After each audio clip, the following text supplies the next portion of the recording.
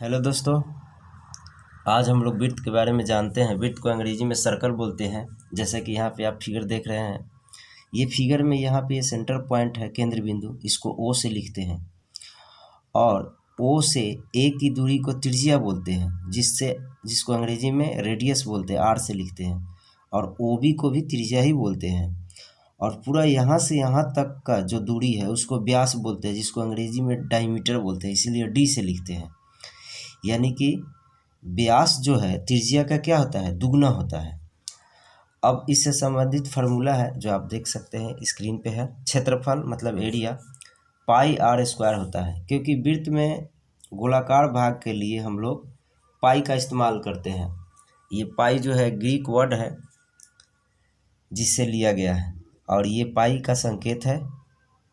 तो पाई को त्रिज्या के स्क्वायर से गुना कर देते हैं तो वृत्त का क्षेत्रफल निकल जाता है। तो ये हो गया पाई आर स्क्वायर।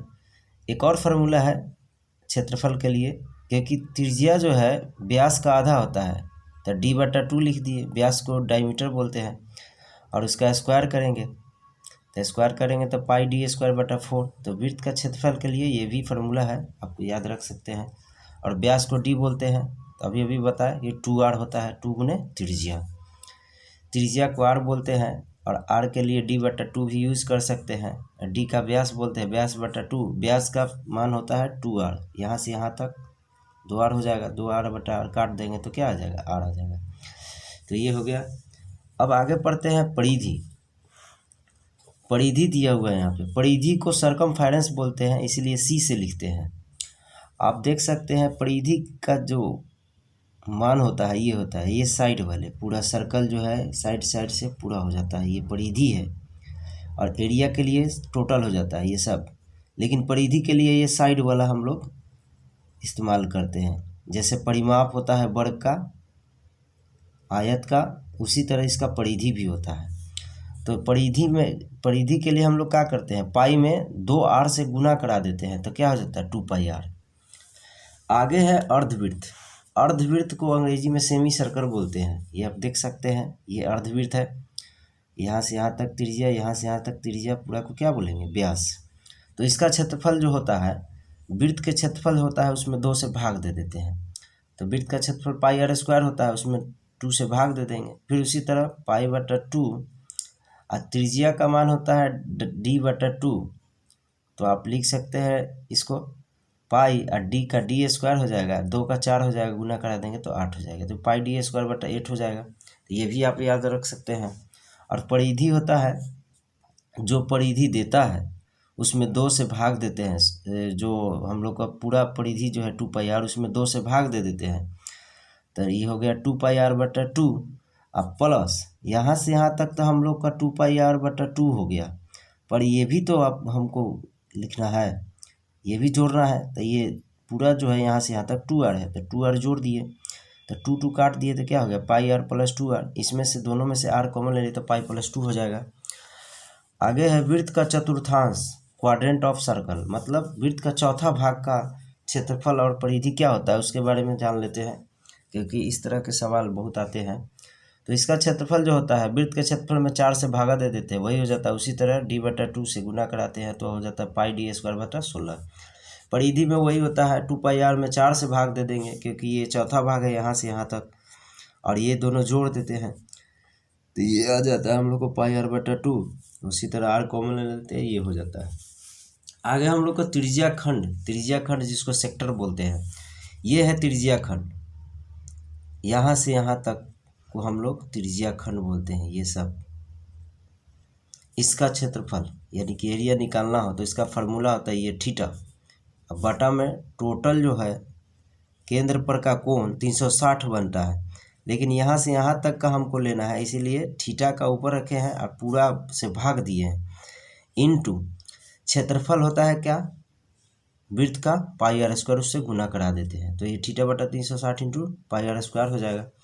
उसके बाद चाप की लंबाई, यहाँ से यहाँ तक हम लोग चाप की लंबाई बोलते हैं। ये जैसे कि परिधि होता था, ये चाप की लंबाई है, जिसको L से लिखते हैं।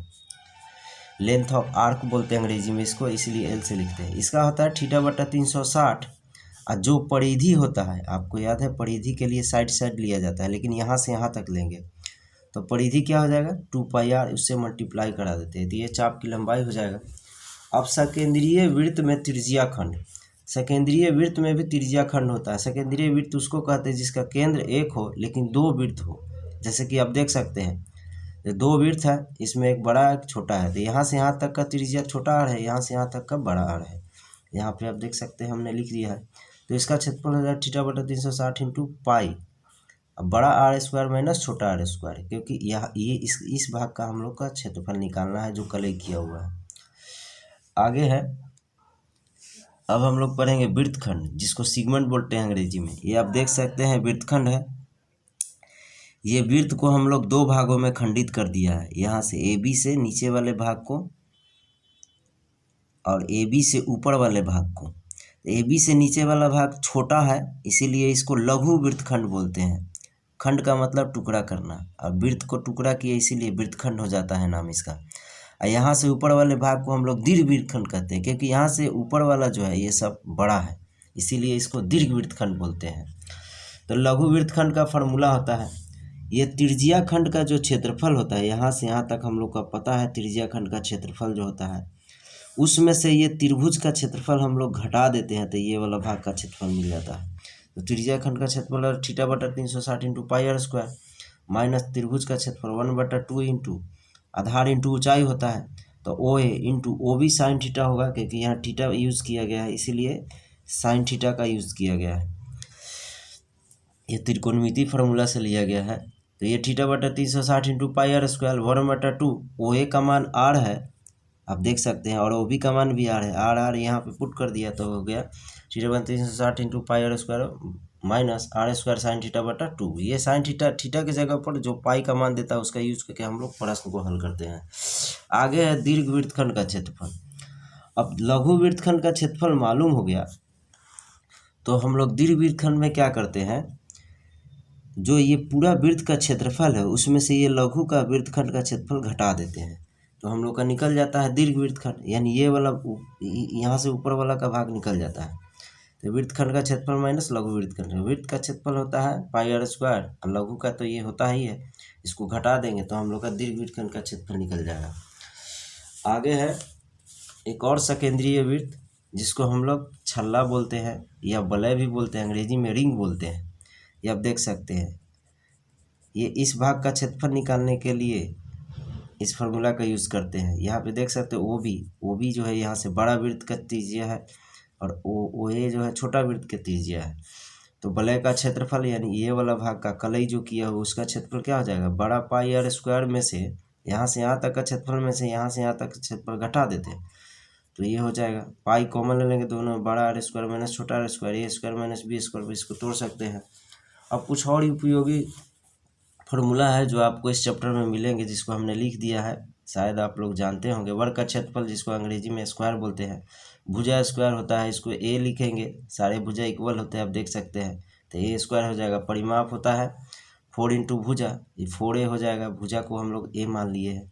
और विकर्ण होता है √2 गुने भुजा, तो √2 भुजा को a माने तो √2a हो गया। उसी तरह हो गया आयत रेक्टेंगल, आप देख सकते हैं ये विकर्ण है 2, तो क्षेत्रफल हो जाता है लंबाई गुने चौड़ाई L इंटू B बोलेंगे। ये क्या हो गया, ये हो गया, सॉरी यहाँ पे फिगर में भी ये चौड़ाई था और ये लंबाई है।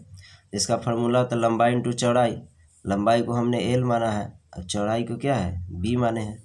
ये यहाँ से यहाँ तक का जो दूरी है वही यहाँ से यहाँ तक है, यहाँ से यहाँ तक L है तो यहाँ से यहाँ तक क्या हो जाएगा L हो जाएगा, और ये भी जितना है उतना ही हो जाएगा, तो ये भी B हो जाएगा।